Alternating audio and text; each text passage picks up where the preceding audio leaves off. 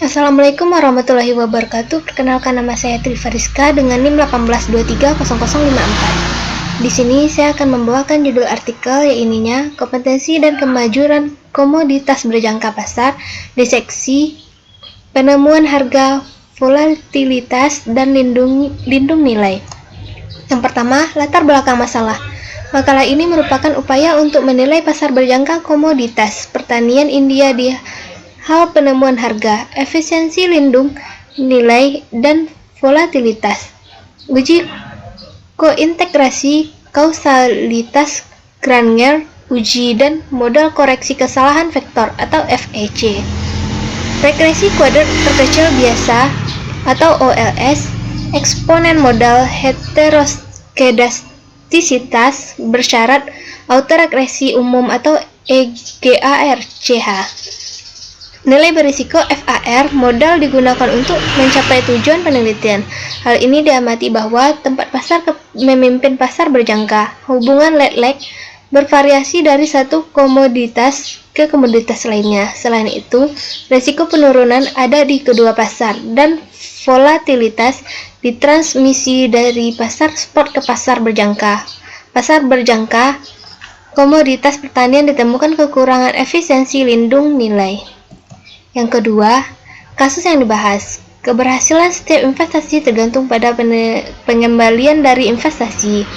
Namun, pengembaliannya cenderung berfluktuasi karena berbagai faktor seperti kapasitas produksi, permintaan dari konsumen, tekanan inflasi, pertukaran fluktuasi suku bunga, dan fluktuasi suku bunga.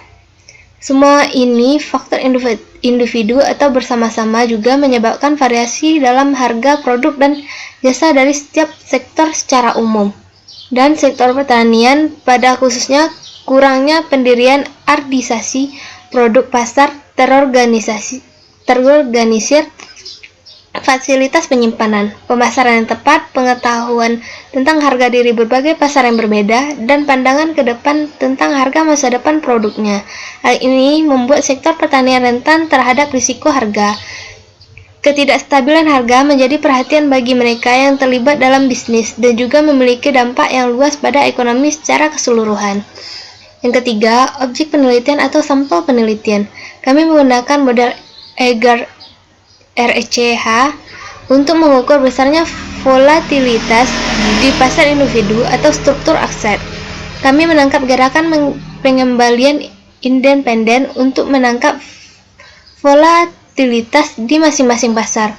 Model EGARCH menunjukkan bahwa asimetri volatilitas adalah hadir di semua variabel. Selain persamaan rata-rata, ada estimasi asimetri volatilitas yang signifikan dalam variabel yang bersyarat persamaan ANC, yang menunjukkan persistensi volatilitas karena terhadap inovasi negatif atau positif dari informasi di pasar.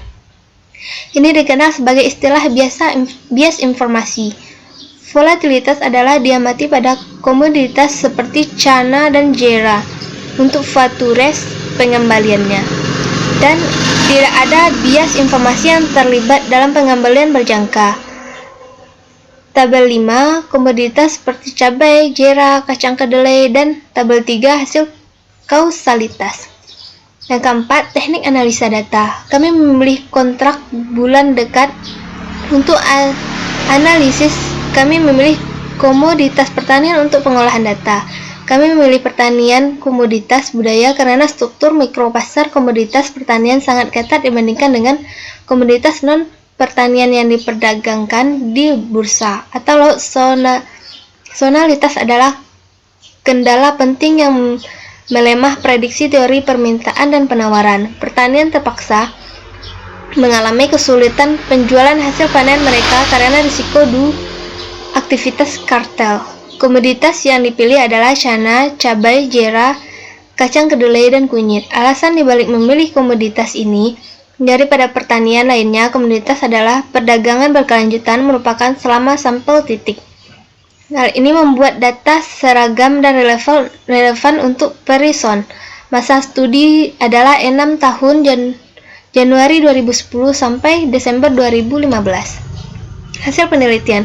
Hasil penelitian ini menunjukkan bahwa informasi mengalir dari pasar berjangka ke pasar spot dan kasus kunyit. Namun, baik ECT dari persamaan berjangka dan spot persamaan signifikan dan memiliki tanda yang berlawanan dalam kasus jera dan kacang kedelai.